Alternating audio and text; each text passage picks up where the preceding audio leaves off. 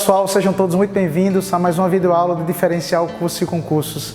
Eu sou o professor Anderson Neves, de Língua Portuguesa, e queria hoje bater um papo sobre interpretação de texto, coisa que não é novidade para ninguém, e que o Enem aposta muito nessa nossa competência leitora, nesse aluno que está atento à língua portuguesa, que está atento aos textos e que está, acima de tudo, atento ao mundo que o cerca. Pessoal, é importante lembrar que interpretação de texto é uma atividade constante.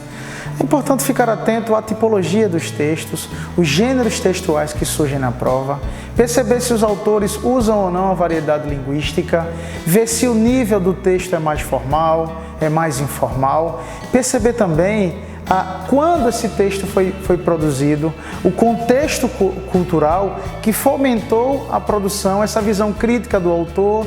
Se, por exemplo, a canção foi escrita na década de 90 ou na década de 70, se o poema foi feito por João Cabral de Melo Neto ou por Manuel Bandeira, se o artigo científico faz menção a uma pesquisa há 2 anos ou se foi uma pesquisa há 2 meses, o léxico, a seleção vocabular, por exemplo, se ela é mais apurada, se ela é mais técnica, os sentidos das palavras, muito cuidado. Fiquem atentos à denotação, à conotação. Se o texto tem sede de objetividade, ele usará um léxico voltado ao dicionário. Se eu tenho um texto voltado à conotação, o autor do texto pressupõe-se que ele brinca com a palavra. Ele dá um contorno diferente ao significado do texto e da palavra, obviamente.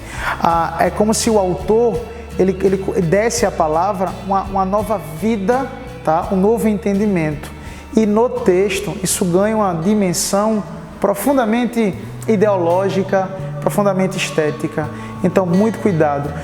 Interpretar texto é uma atividade, é um processo de amadurecimento, processo esse que será sempre exigido de nós em todas as provas e principalmente no Enem. Então fica a dica, fica a sugestão de alguns caminhos que são importantes. E por fim, é importante também ficar atento que o texto ele traz sempre uma função. Função essa discutida na prova como função da linguagem. Você lê um artigo científico, ele tem uma função predominantemente referencial. Se você interpreta ou lê um texto poético, a função é poética, porque o lado estético virá sempre à tona pela superfície do texto.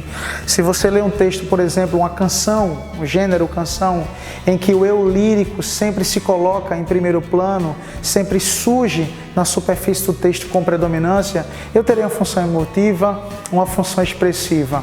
Quando eu tenho o texto para explicar ele mesmo, eu tenho uma função metalinguística muito explorada na prova do Enem. A gente tem exemplo disso, o Machado de Assis, quando usa o discurso direto para o leitor, quando fala da própria obra, né, e sacode o leitor para a leitura do seu texto.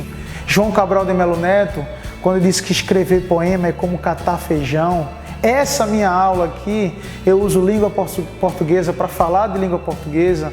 Importante também perceber essas informações, porque de alguma maneira corroboram para o misto de interpretação, essa grande empreitada. E por fim, e não menos importante, lembrar da intertextualidade, que é justamente esse diálogo que se estabelece entre os textos.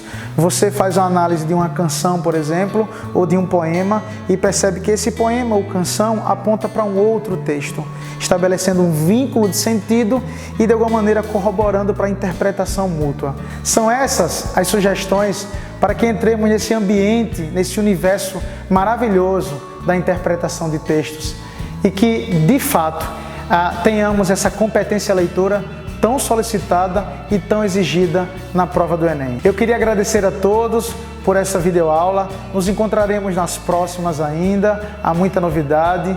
Curte e compartilha e até a próxima. Muito obrigado.